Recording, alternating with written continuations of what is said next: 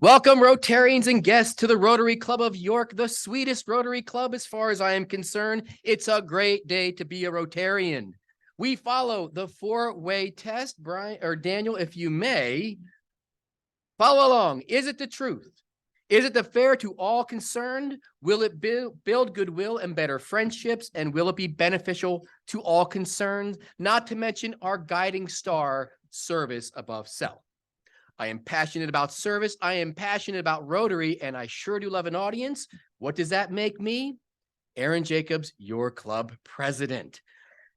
And it's a pleasure. Oh, go ahead and applause. That's great. I'll take that anytime. Blame Leanne. She says I'm not theatrical enough. She literally told me that at lunch. I am. I'm overcompensating. It's my pleasure to have you at the club today. Please make sure your devices are on silent. The opening song, The Star-Spangled Banner, will be sung by Leanne Wilson, followed by invocation by our good friend Steve Feldman and visitor introductions by Andy Harold. Leanne, please lead us. Please join me in the Star-Spangled Banner. Oh, say, can you see by the dawn's early light what so proud we twice last gleaming, whose broad stripes and bright stars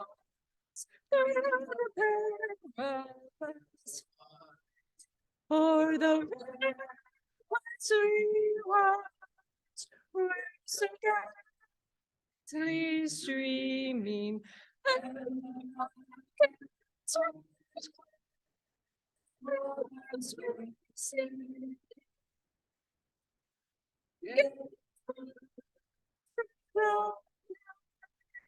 That our flag was still there.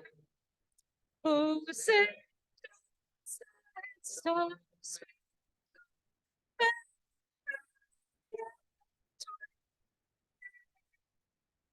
for the land.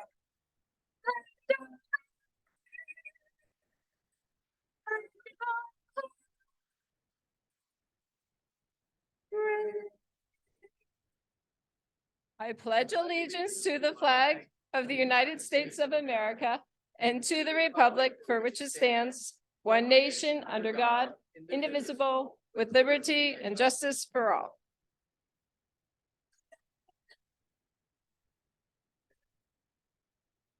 Please join me in a word of prayer. Lord God, you have probably noticed that our club president has been emphasizing the Rotary four-way test in our meetings, perhaps more than we have been accustomed. Today, I found myself drawn to the operative words of that 91-year-old moral code: truth, fair, goodwill, friendship, beneficial, and all concerned. Those of us who are of a spiritual bent probably see your hand in its composition.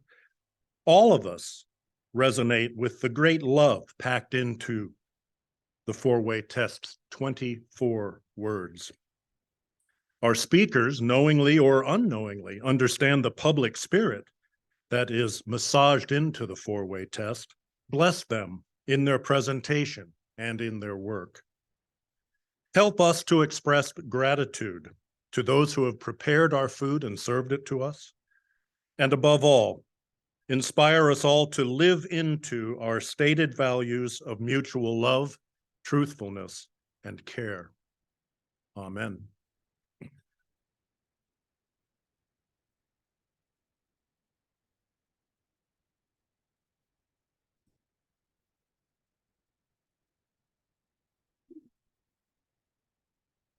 Good afternoon.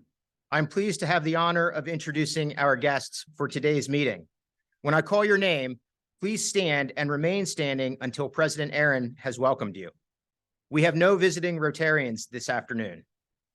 Our guests this afternoon are Joe Skian, guest of Sean Skian, John Sisto, guest of Leanne Wilson, Julie Parthry, guest of past President Rob Bowen, Katie Martini, guest of past President Rob Bowen, Ashley Zimmerman, guest of Al Blakey, Reuben Warren, I'm sorry, is Reuben Warren here? Reuben Warren, guest of Silas Chamberlin, Oliver Orr, guest of Silas Chamberlin, Gwen Luce, guest of Silas Chamberlin, David Gonzalez, guest of Silas Chamberlin, Brendan Salyers, guest of Silas Chamberlin, Suli Pinos, guest of Silas Chamberlin, Melanie Pladen, guest of Matt Summer, and Kate Newland, guest of Sarah White.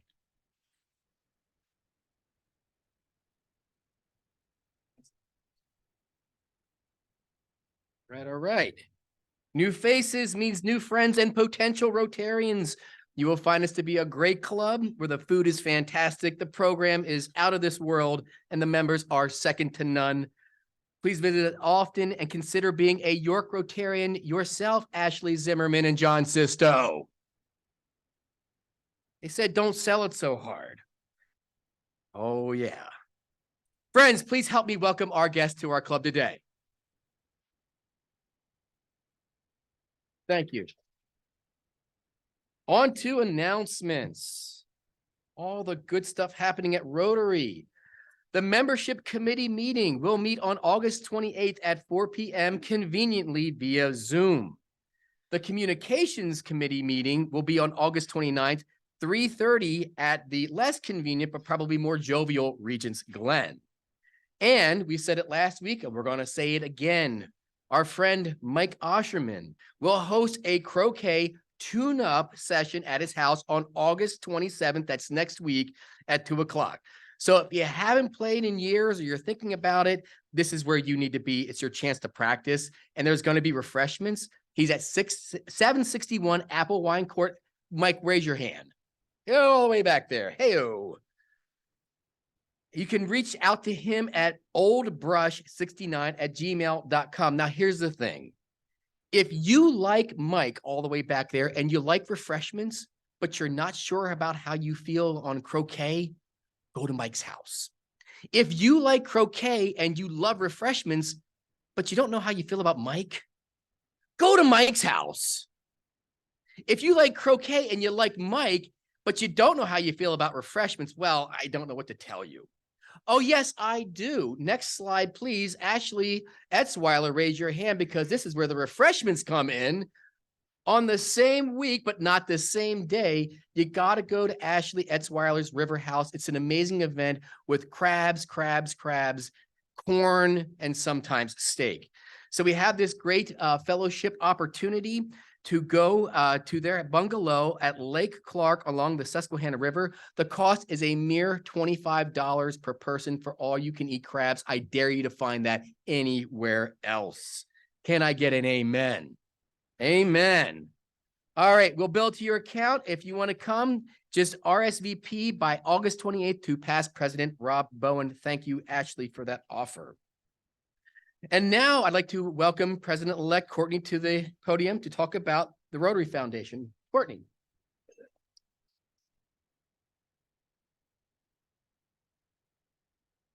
As many of you are aware, August 9th was a tragic day for our Rotarians and friends on the island of Maui. The fires across the island have changed lives forever. As people of action, we can do our part to help Maui rebuild. The biggest way, of course, that we're able to help would be to donate money to the Rotary District in Hawaii to support its fire relief efforts.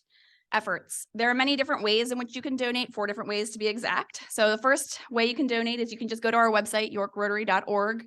When you're on the website at the top right, you can just click on charitable donations. It'll take you to a page, put in your credit card. It's very easy. At the very bottom, there's a little drop down. You would select other funds and type in Hawaii, and it'll get to the right spot. Additionally, on your tables, you see little slips of paper with a QR code.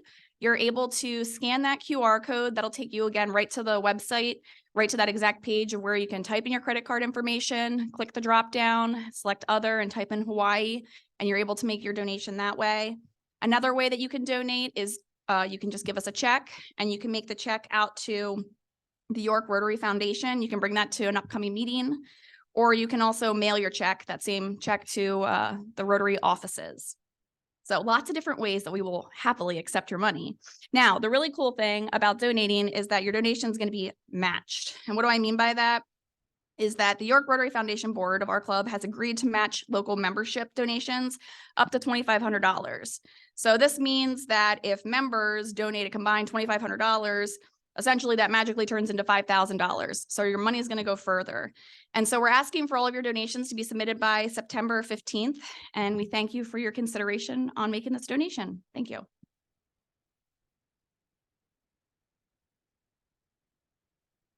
Thank you, Courtney. If I can embellish on that a little bit, this literally came up and got resolved within a week by the fast action of recommending Rotarians and our Rotary Foundation board. It's really amazing the power of this club to make a difference so quickly and so powerfully. So if we could also give a round of applause for the York Rotary Foundation.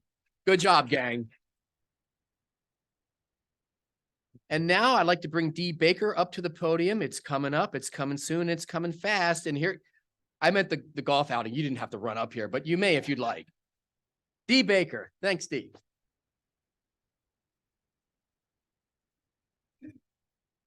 Fast is the only rate of speed in August and September with all this happening. I just want to let everybody know that one of the reasons we have these dollars in the foundation is because of this annual event. So I know that we always pick a signature initiative to put our money towards, but the money that's left over goes back to the foundation so that we can respond to these disasters abroad, but also here at home. When we had the Horn Farm fire, those dollars went immediately to help them. So I want to just ask everyone in the room who has already sponsored or donated or volunteered or given an auction item or signed up to play on September 11th, could you all just stand up, please? I just want to thank you. Thank you so much. I hope everybody can join us. I also wanted to make an announcement that Gladfelder Insurance Group has also joined us as a platinum sponsor. And so we are very grateful. So see you in a few weeks.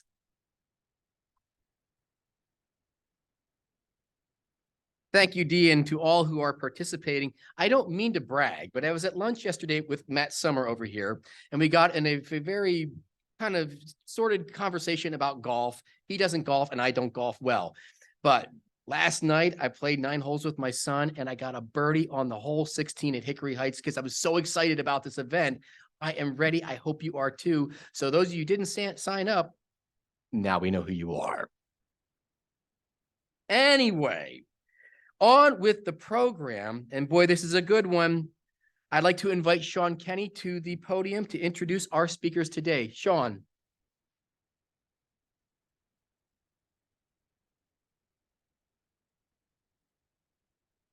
Thank you, Aaron. This week marks an important anniversary with 25 years that I've been in York. Come on. Jeez. So I came to York in 1998, about this tall, to start at York College. And a couple things have been constant since then in those 25 years. First, next door in my dorm room was Kevin Schreiber. So for 25 years, I've had an association with Kevin Schreiber, and that's been okay. So that's all I'm going to say. And in those 25 years as well, between York College and my time living downtown and my work and everything, I've been within a few hundred yards of the rail trail. And I lost track, but I'm going to guess over 20,000 miles on the rail trail.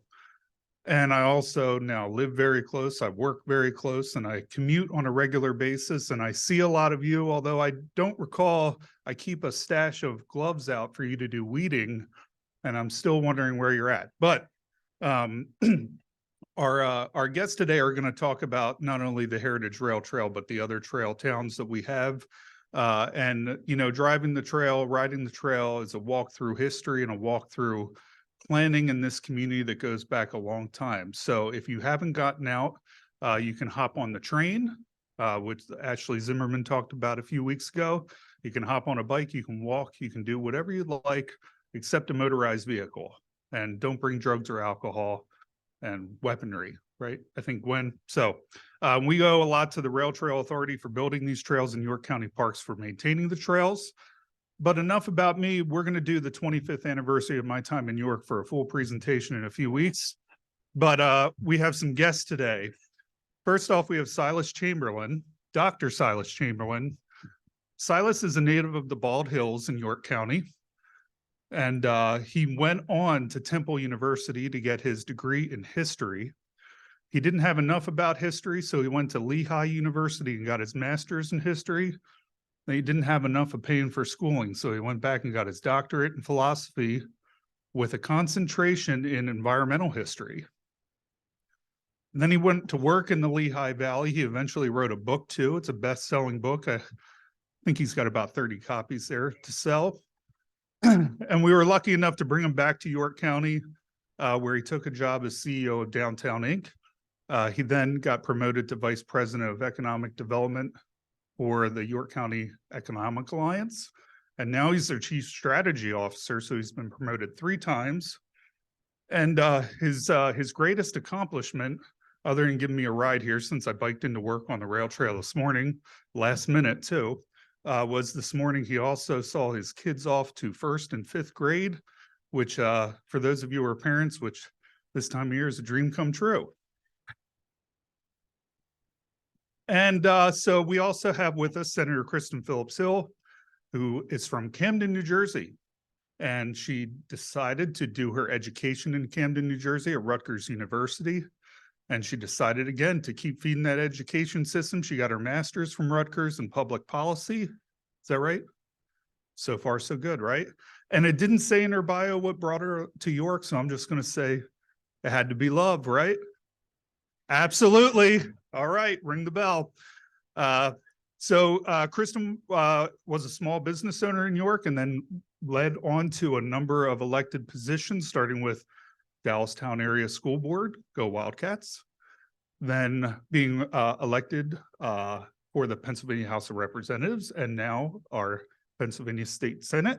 And she was also selected by her colleagues, I'm going to screw this last part up, Majority Caucus Chair. How's that? Wikipedia, take that, starting at 11 o'clock. I memorized it. They cued me on the way around, but Kristin lives in York Township with her husband, Rick, and she has 3 adult children, and she enjoys long walks. I sometimes see her on my drive into work when I'm not on the trail, and I'll pull around the block, and then I'll roll my window down and start drilling her on legislative affairs. So she's a great member of our community as well as Silas, so please join me in welcoming our speakers.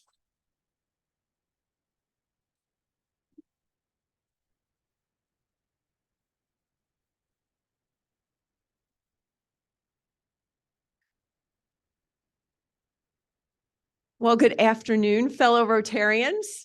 Thank you so much for having myself and my good friend, Dr. Silas Chamberlin.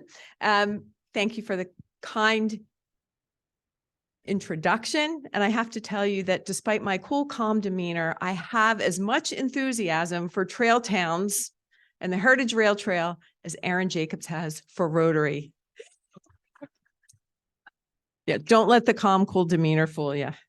I've perfected that over a couple of years in Harrisburg, but I am so excited to be here to talk to you about something that truly is become a great passion. And I can't remember the timeline. I was trying to think about what that timeline was in my head for how long ago we began to conceive of this. But what I can tell you is that Silas and his partners in crime, David Gonzalez and Kevin Schreiber, approached me with this idea about how we could begin to revitalize those former economic engines of our county, meaning our small boroughs, and presented this concept to me. And we laughed because throughout this journey on trail towns, it always seems to come back to food. So we had this initial meeting, it was at Janina's, and I had these delicious crepes with Nutella and strawberries, and it was wonderful. And you'll see where this is going because we'll continue to talk about the great food that's come about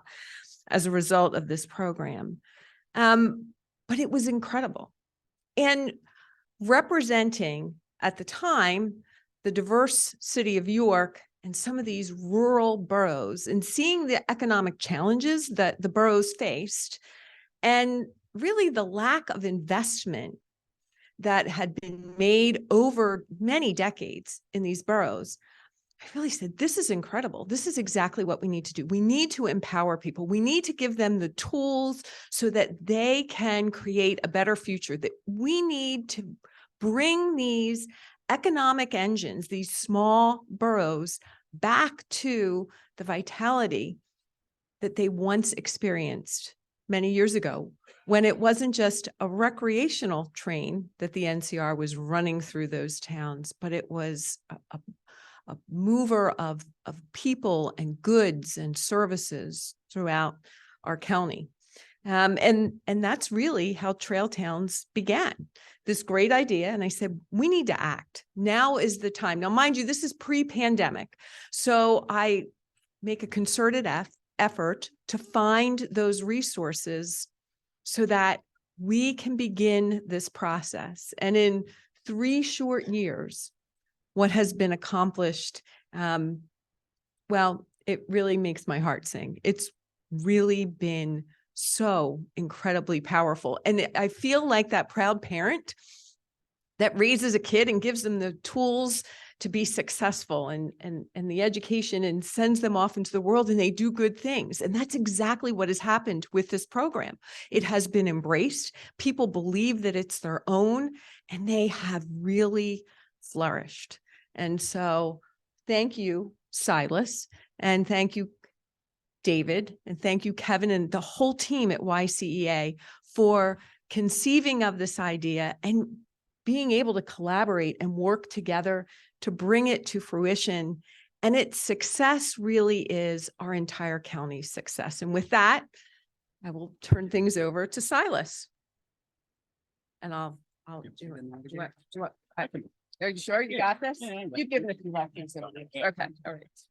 All right. Hi, everybody. And I'll continue the praise in just saying that we feel the senator's commitment to this program from the very beginning.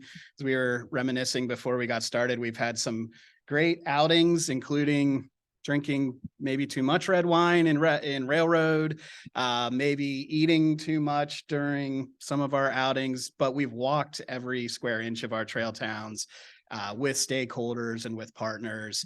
And Kristin's husband, Rick, has joined us for many of those too. So Rick might not love trail towns as much. No, Oh, he does? Okay. And Okay, they're good. most likely to see him on the trail. Okay. Every that's day. true. So it's a family affair. But to just frame why we're interested in trail towns as an economic development organization, for us, it really goes back to our 10-year economic development plan. And we're in roughly year 3 of what we call the economic action plan. There's something like 140 goals within that plan. But one of the overarching things we wanted to achieve was really pivoting our economic development strategy to emphasize more place-based and people-focused forms of economic development. So things like quality of life, workforce development, smart business growth, expanding capital, expanding resources to parts of the county that have historically been underserved. And within that is a real focus on things like arts and culture, creative placemaking. Our 36, which is, I think it might lead the state or be second or third in the state, historic boroughs in York County, which we see as an asset because those are our historic population centers with all of our great architecture and quality of life. And then really trying to put data behind these things that we care about and track change over time. So ironically enough, I'm going to start with data, and then we'll talk about the fun stuff. In Pennsylvania, outdoor recreation is a massive economic sector. It generates $29 billion in economic activity every year. And even if you scale that back to just the businesses that are directly engaged in outdoor recreation, it's about $14.2 billion. And as you can see, that's a sector that's actually grown rapidly in the last 5 years. And Pennsylvania has the 6th largest outdoor recreation economy of any state in the nation. So you're probably picturing like the Colorados and Utahs and Washington states, but really it's Pennsylvania leading the way in this area. We have roughly 8,000 businesses engaged in outdoor recreation, sustains nearly 250,000 jobs, and obviously then has big implications for providing living wages and salaries to people living in Pennsylvania, and a lot of tax revenue for the state. And there's a lot of good things in the works that are going to help build on this at a statewide level. But when you look at York County, we have a very large sector here that almost goes under the radar most of the time. So there's over 5,000 York County residents that work in the outdoor recreation sector. And again, that's a 14% increase in the last decade. So it's a rapidly growing sector that actually outpaces real estate, insurance, and financial services. So we know those sectors well. They're very prominent in our community for good reason. But underneath this surface is 5,000 York Countyans that are working in outdoor recreation. And of course, that doesn't include the bed and breakfasts, all the lodging opportunities, the restaurants, the convenience stores that all cater to outdoor recreation as well. Even if you just look at York County state parks alone, and now we're lucky to have 4, they generate $44 million of economic impact every year. They sustain over 400 jobs, and they host 2 million visitors. And we just added a brand new one, Susquehanna Riverland State Park. And so we'll see these numbers continue to grow in the coming years. So all that is to say there's a lot of dollars and cents to this that makes it very attractive to economic development. But there's also this larger piece, and that's all around quality of life and what is really the competitive economic issue of the 21st century, and that's talent attraction and retention. Because increasingly businesses have a lot of choices. They can grow a business anywhere. And they are increasingly making those decisions based on locations where they can attract a workforce and retain a workforce. And so the regions that have high quality of life, have all these public amenities like parks, trails, and open space, walkable downtowns, are those regions that can entice people to live here and entice them to stay. And that's not trail people saying that. That's the National Realtors Association, which lists access to bike and walking paths as a top 3 consideration for home buyers. There's data that you can't read on here, but is the chart on the right that shows across demographics, no matter your age, no matter your political affiliation, no matter your income level, you are considering these kinds of amenities, parks, trails, and open space when you're deciding where to live. Especially for young people who increasingly are graduating from college and not saying, oh, I'm going to move to this community because there's a job there. They're saying, I've always wanted to live in Boulder, Colorado, or I've always wanted to live in the PA Wilds, or I always wanted to live in Jim Thorpe in the Lehigh Valley. And then they figure out what job they're going to do once they move to that community. And so place is driving talent, and businesses increasingly are forced to follow that talent. Even when you talk to really pragmatic people that our team talks to every day, corporate site selectors who are making decisions where they're going to put their next $100 million factory, they're looking at quality of life ranking right up there with energy costs, regulation, land availability, transportation, all the things that have always been critically important, but now they're adding quality of life to that consideration as well.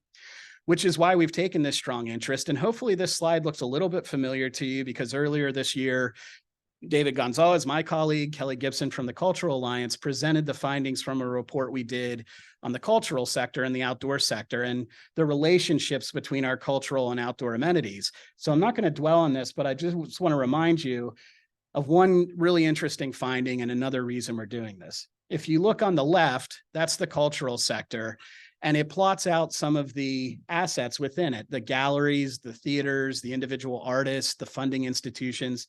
And it shows the lines connecting those assets. And those are all relationships, whether they're programmatic, co-location relationships, funding relationships. And that's because we have the Cultural Alliance sort of as the hub of bringing that community together. That sector sees itself as an arts and culture sector.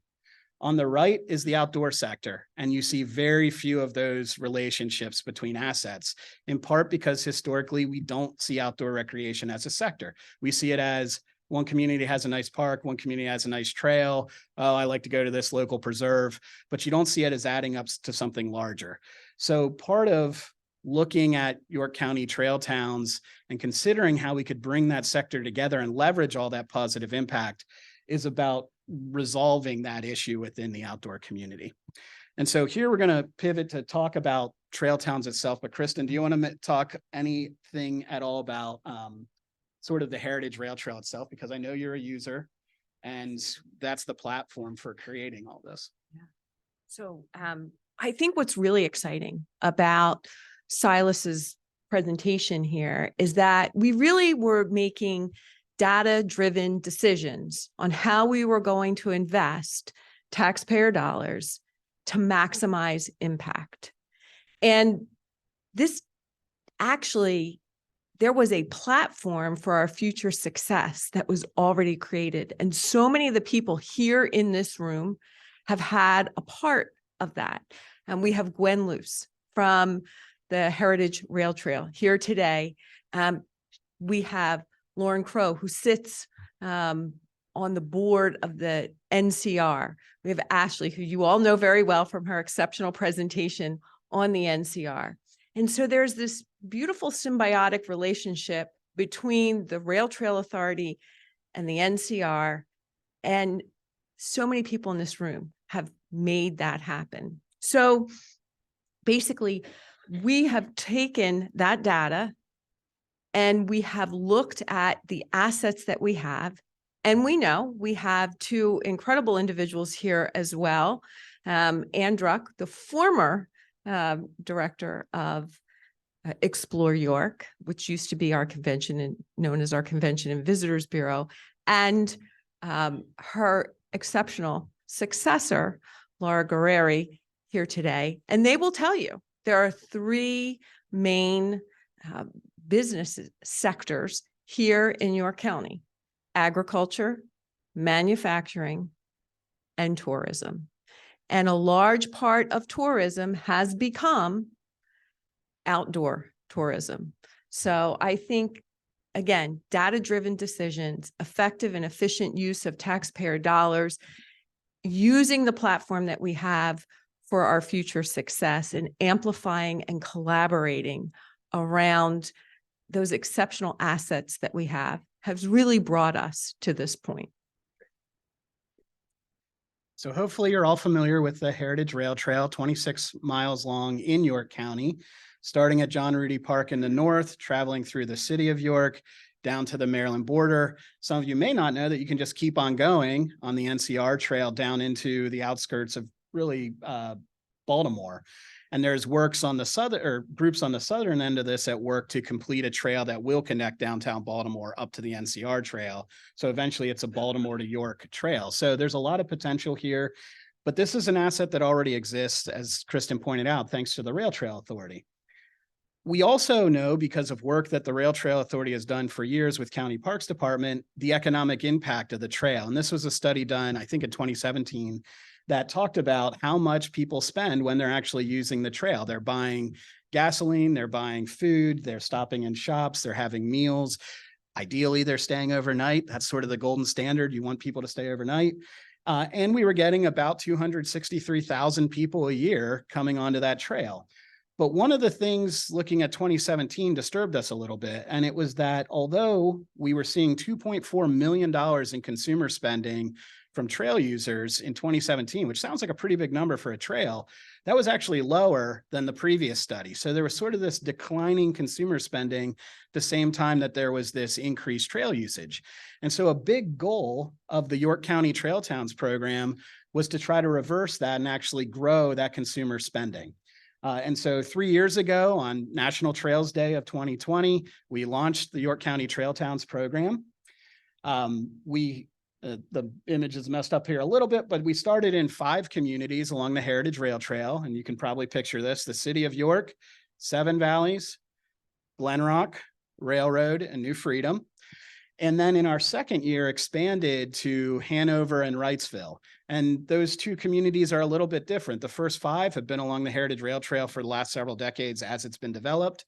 Wrightsville is a hub of other types of outdoor recreation. So there's a footpath, the Mason-Dixon Trail, long distance trail that comes out of Maryland and ends just northwest of Dillsburg. And so a lot of hikers coming through Wrightsville. There's a lot of canoeing, paddling, and boating on the river itself. And then the Northwest River Trail is a popular Lancaster trail that ends or begins, depending which way you look at it, in Columbia, which is right across the Memorial Bridge from Wrightsville, with planned improvements to better connect downtown Wrightsville to Columbia. So, you know, this emerging hub of outdoor recreation in Wrightsville. And then in Hanover, we're actually at the front end of trail development, where there are a couple miles of the Hanover Trail already in place, but there's much more of it coming, and I'll have a map that shows that in just a moment. So we started in 5. The next year we went to 7, and that's how many communities we're in now. And Kristin didn't mention the number earlier, but across Pennsylvania and really across the country, Trail Towns programs are normally very grassroots. They are very underfunded, but thanks to her advocacy, we have secured $1.2 million in DCD funding, economic development funding, to go towards this project. And that's allowed us to do a lot of things, but all based around a set of very specific goals, increasing the patronage and the revenue for existing businesses, because each of these downtowns has businesses. If you've been to a place like Seven Valleys or Railroad, you know it's not a high number of businesses, but the ones that are there are well-beloved and well-visited. So we want to improve the business for the existing businesses. We want to increase the amount of time that trail users spend off the trail, which sounds a little counterintuitive, but we want them to not just fly through on their bike and go through Glen Rock in 30 seconds. We want them to come off and have lunch, stop in a store, spend a couple hours, because the whole time they're opening up their wallet and they're spending money in local businesses, but hopefully they're also falling in love with the community, because each one of these has their own history, their own architecture, their own special story. And then we also wanted to, of course, create new businesses, and we'll have a stat on that in just a second. The important thing to remember is that although we're doing this for economic development purposes, and because it ties into our economic action plan, all these businesses provide direct services to trail users. So there's no trade-off here. It's a benefit to both the visitors that are coming in and the communities that host the trail. And so how did we sort of activate that? We did a wide variety of things, and this just captures a small piece of it. One of the key pieces of our work has been promotional. So even this summer, we're running a campaign in the Philadelphia and Baltimore markets to bring people to the trail in York County. We created new maps and brochures and social media content, really augmenting the work that the Rail Trail Authority and the County Parks Department has done historically, but having some of that out-of-town consumer-focused marketing.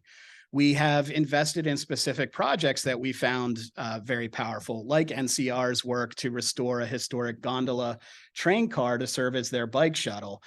If you've ever been to Jim Thorpe, Pennsylvania, you know that there's a really robust set of shuttles and people that will take the train up, get off and ride their bike back.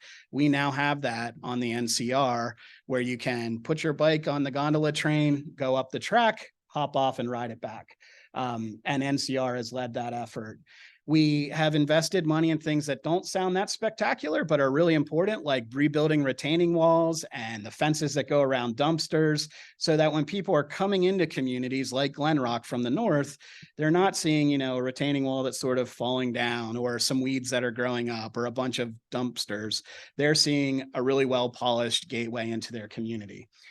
We also partnered with the York Revolution and brought Festive Ice, the very popular ice carving festival that's in downtown York, to all the Trailtown communities as well, so that people in those communities would be enticed to downtown York, and folks up in downtown York for that event would come down and visit communities that maybe they've never been at before. And we saw hundreds, if not thousands, of people visiting the communities by car or by train during that festival.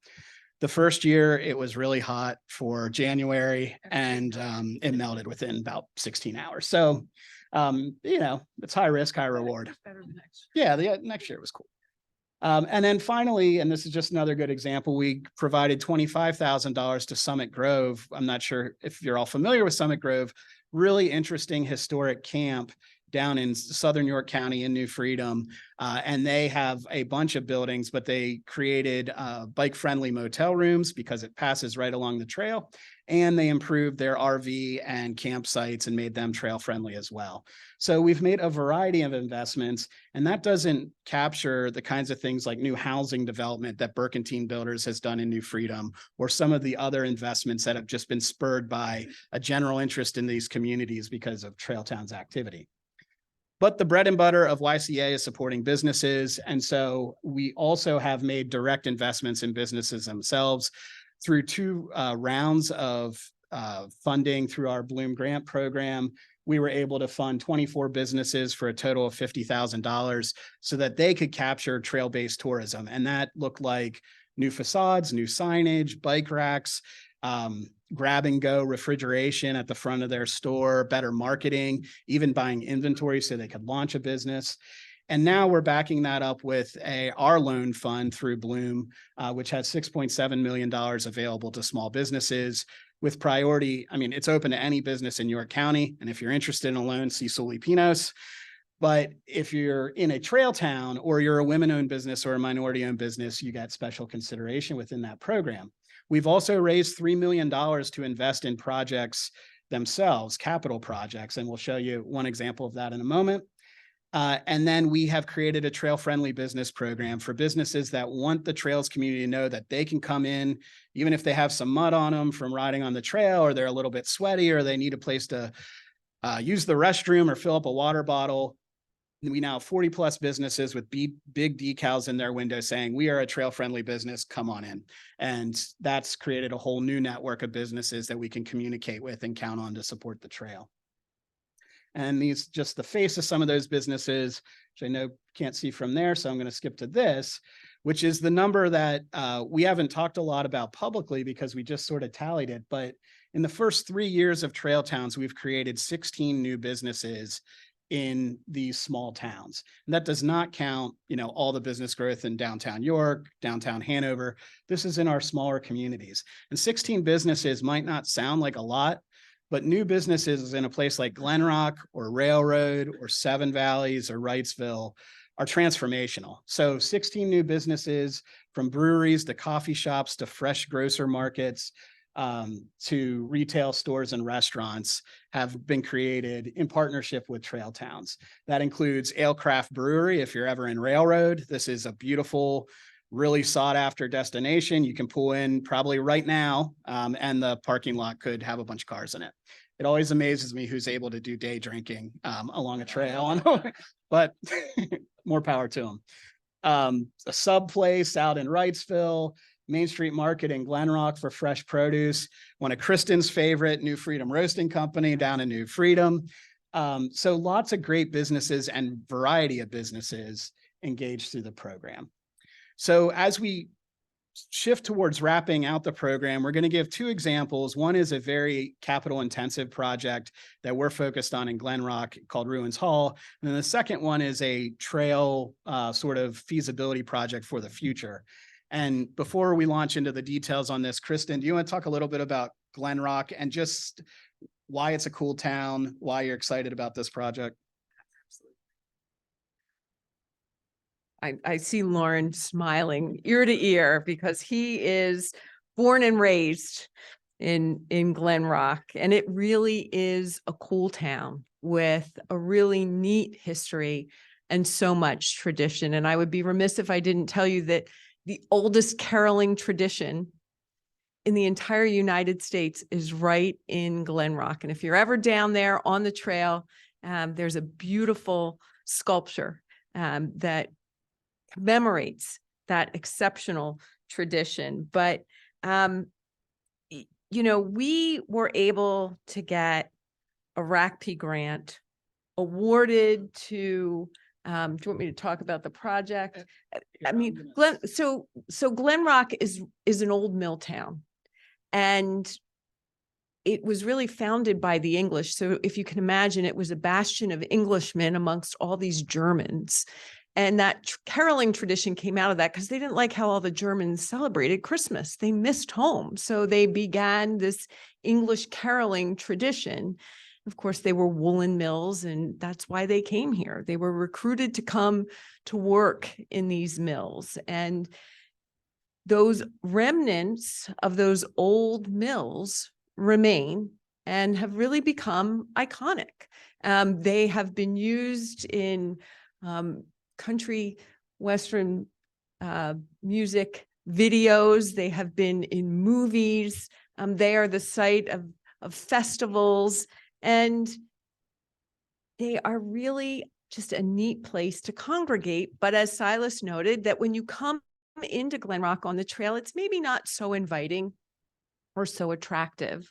And it doesn't maybe have all of the amenities that you would look for when you are using that trail. So we were able to get a RACP grant awarded to Glen Rock Ruins Hall for the redevelopment and improvement to that site, which dates back to the 1870s. And with the help of YCEA, we are going to have that entire Ruins Hall structure and the surrounding area revitalized and improved. So it will benefit the individuals who are at events at Ruins Hall, and it will also help those who are utilizing the adjacent Heritage Rail Trail. There are going to be restrooms, there are going to be appropriate crosswalks, there will be lighting, parking, public sculpture. What I can tell you is, as a strong supporter of the Trail Tales program, Ruins Hall is really an important fixture in the Glen Rock community, as well as on that rail trail. I think it really emphasizes that rich manufacturing heritage. Remember, we make things here in York. They made a lot of things there in Glen Rock. And I think restoring and improving this venue is going to bring significant value in terms of what else will come as a result of this development. Glen Rock is already seeing new restaurants, the new grocery store, a lot of different improvements and development in the area. And I think it will only be accelerated. I can tell you, Glenn Smith was here earlier. I'm sorry I didn't give him a shout out earlier, but he's got ales on the trail.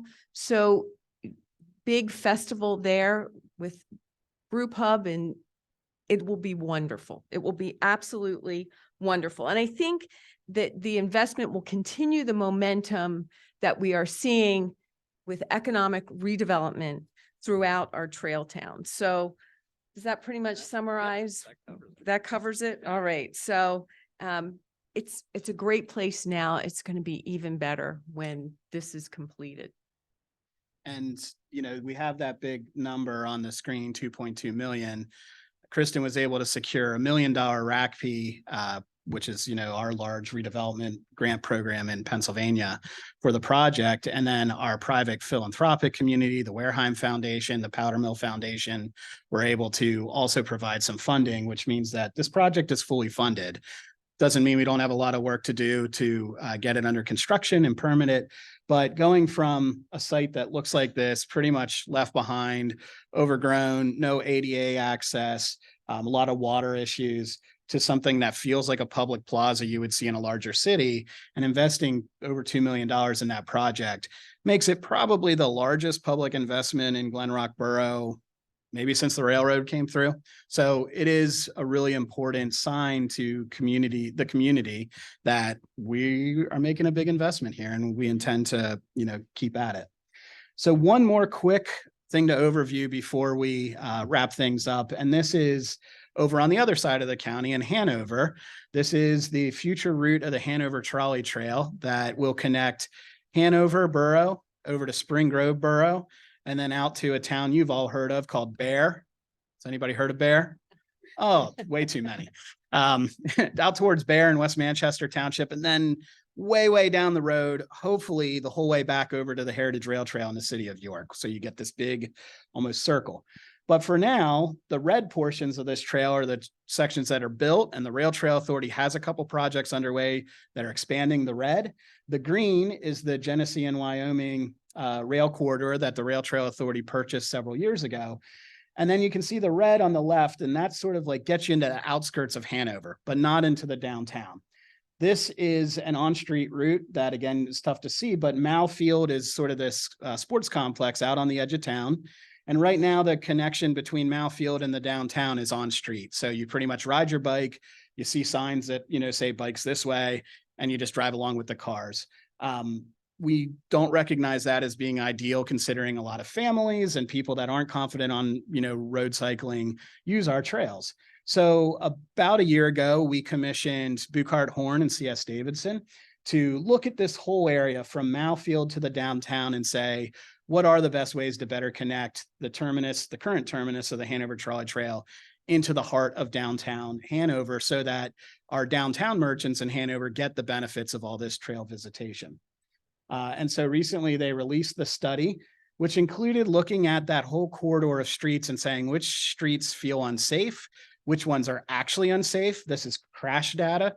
So you can see all the different conflict points where vehicles and pedestrians have issues. Obviously, you want to avoid those really busy and unsafe areas and find a route that makes people feel comfortable. And we came up with a variety of on-street routes that we feel like are a significant improvement over sort of just saying, okay, you might make it on your own here, just if you follow the signs that may or may not be there. So what does that look like? It's not ideal. It's not a separate trail, but it's these protected bike lanes that get installed on street with good signage. You get a sense of security, and you get a very clear delineation that says you're not just on the side of a road, you're actually on a bike path that's leading you to the downtown. But we also know that's not the ideal final solution that we want. We want it to feel like you're on the Heritage Rail Trail or you're on other parts of the Hanover Trolley Trail. So we keep coming back to what's shown in red here, which is a portion of the Genesee and Wyoming Railroad that is not currently utilized, connects to the portion that the Rail Trail Authority had already purchased, and would create an on-trail connection right into the heart of downtown Hanover. This is what it looks like today.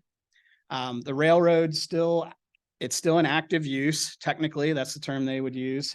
As you can see, there's a tree blocking it. It's overgrown. It's not ideal for commercial use anymore. There aren't really businesses along it anymore, but railroads have their own process you have to work through.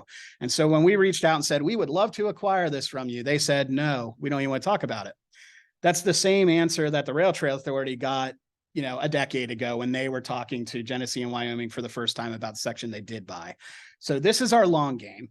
Back here is our short game.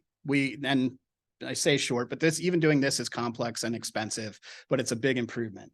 But if we can get this off-road route and make people feel safe and have them connected right from downtown Hanover, then they're on trail the whole way to Spring Grove and beyond. And all of a sudden Hanover and Spring Grove and some of the smaller communities along the way start to see all that economic benefit, very comparable to what the Heritage Rail Trail has seen. So one project in Glen Rock that's very physical and very clear, and we know the steps forward. And then one that's a little more complex, but these are the range of projects that we try to undertake within trail towns.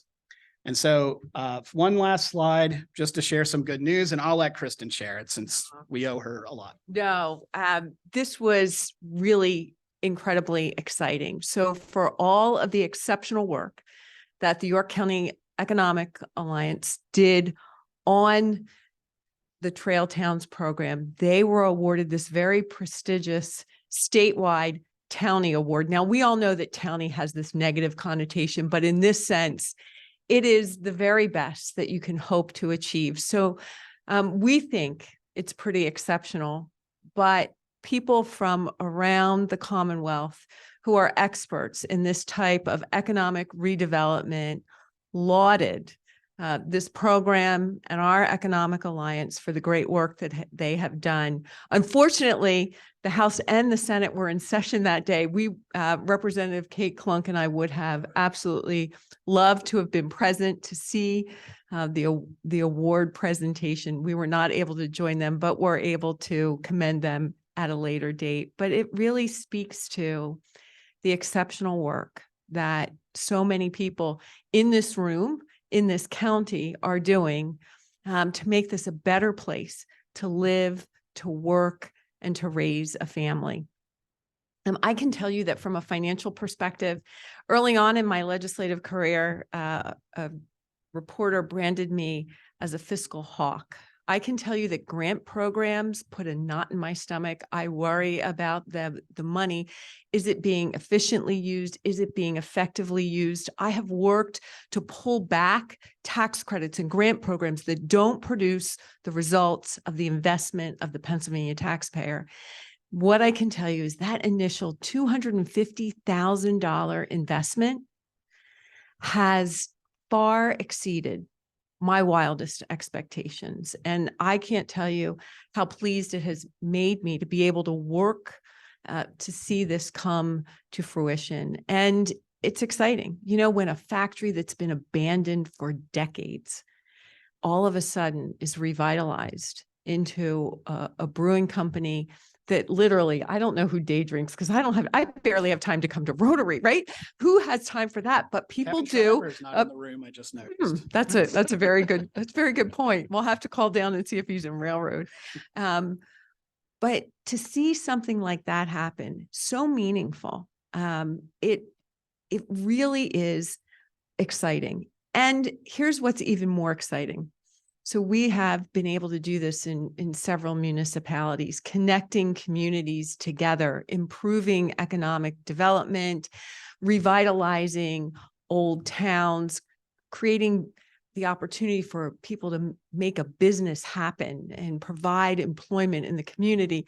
And there are now communities who come to me and say, we want to be trail towns too. And I'm like, there's no trail in your town. They're like, we don't care. We still want to be a trail town. So it's very cool to be a trail town in York County. And the other thing I can tell you is one of the co-chairs of the America 250 PA, but it's got a very long title, but it is Infrastructure and Improvement Projects Committee. We have traveled and traversed this entire state. I have hiked the Wallenpaupack Trail. I have been on so many trails all across the Commonwealth. And let me tell you, none compare with our own Heritage Rail Trail. So with that, I think we're done. We're done. Thank you very much.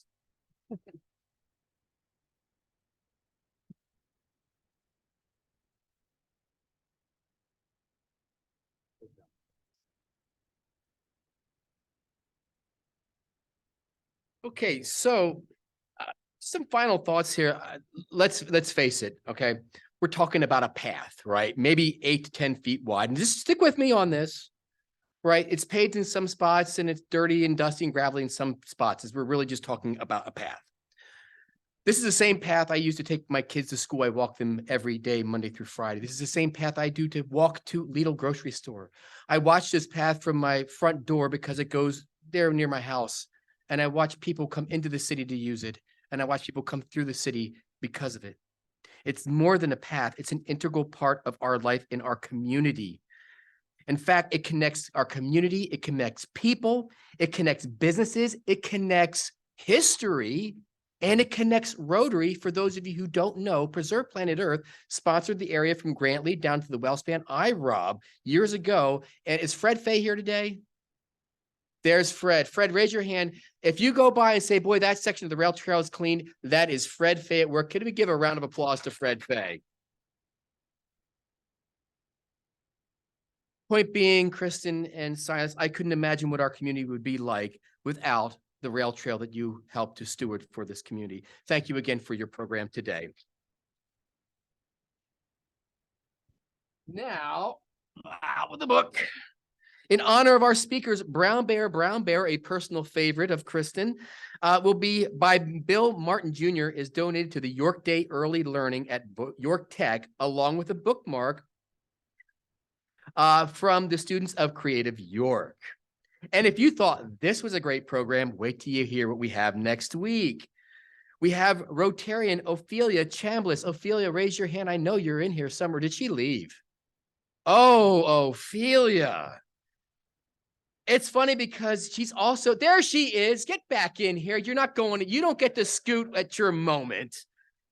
She also happens to be a pretty good golfer and ask me how I know. She's also an arts professional and art educator who focuses her efforts on the industry of art as a career. Her nonprofit business, Ophelia's Making Agency, parenthetically OMA, works with small minority-owned creative businesses to help them improve, grow, and innovate into viable, sustainable endeavors. OMA is also working to bring affordable studio spaces to the WECO district in York City so that artists will have space to practice their craft and grow their business. Join us as we hear how OMA, York County trail-friendly business, see the connection here? It's helping to build and support careers centered on culture, creativity right here in our local community. Friends, I have heard this story from Ophelia herself, and it is fantastic. You won't want to miss it. That being said, have an amazing Rotarian week. This meeting is adjourned.